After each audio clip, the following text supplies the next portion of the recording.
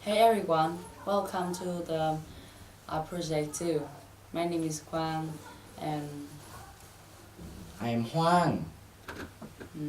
so just before we start, just thank you for listening to this very bad project. And this show today we will talk about like top 5 richest people in the world. Person. People in the world, whatever. Next. Mm, At top 5 we have Jacob Fugger, born in March 6, 1459, died in December 30, 1525. He is a major merchant, mining businessman, and European banker. He is a descendant of the Fugger merchant family in the Liberty Empire city in Augsburg. He was born in and later raised to the status of Augsburg's citizenship marriage within few decades. He expanded his family company to become a business operating throughout European. He began his apprenticeship at the age of 14 in Venice and remained there until 1487. At the same time, he was missionary and a religious sponsor, although he never lived a monastery. Fugger is said to be one of the richest person in modern history, along with industrial producers in the early 20th century. After 1487, Jacob Fugger was the de facto head of Fugger Home in business. They obtained monopoly on the European copper market. Jacob Fugger secured his legacy and long-term fame by building works in Augsburg. He funded the construction of a church from 1509 to 1512, and this is the first German Renaissance construction and contains the grave of three brothers, Ulrich, George, and Jacob. His net worth is $221 billion. Next. Okay, so here's like the top 4. William Henry Billy van der Leyen. He was born in August 5th, 1885 and died December 8, 1885. Sorry. He was born in New Brunswick, New Jersey, and he was an American businessman and philanthropist. He's a Collier's van der Leyen eldest son. He's prominent figure of his family, and he's become the richest American in after the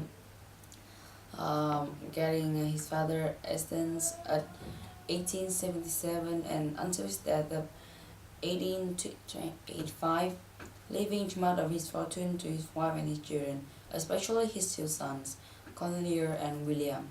He inherited nearly $100 million from his late father, but the amount doubled by the year William died 9 years later, and he was charged as 231.6 billion net worth.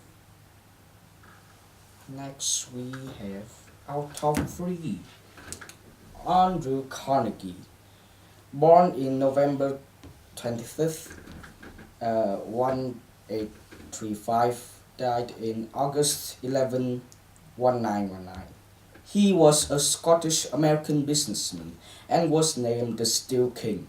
He is the 3rd richest person in the world. He contributed to the development of the U.S. steel industry in late 19th century.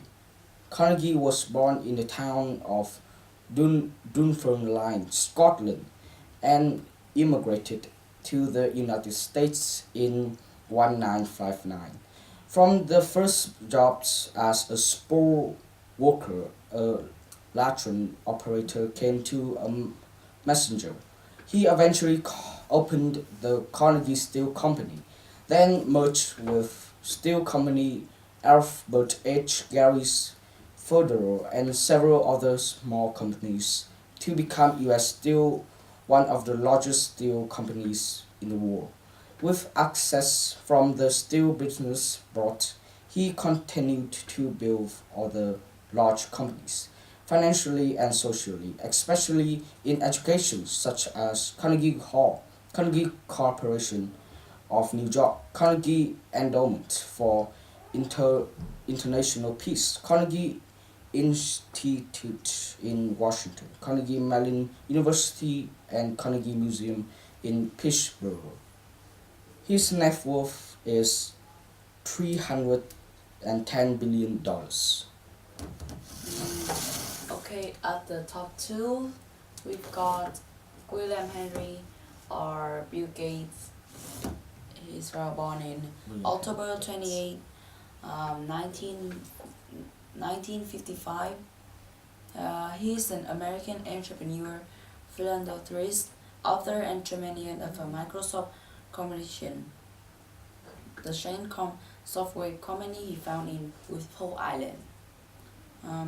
He was always on the list of richest people in the world and the richest person in the world from 1995 to 2014, except March 2013 and March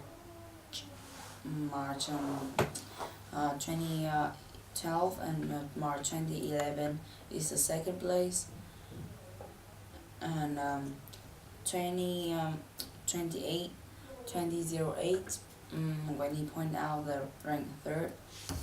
In May 2013, Bill Gates recognized the richest person in the world. Recently, he's also richest person in the world with $77.8 billion US dollar as assessed. In fact, he is an equivalent. At Microsoft, Gates was the CEO and the chief software architect for the development of the corporation. Currently, he is the largest individual shareholder in the group, holding more than 8% of shares. He is also the author and co-author of the book, several books.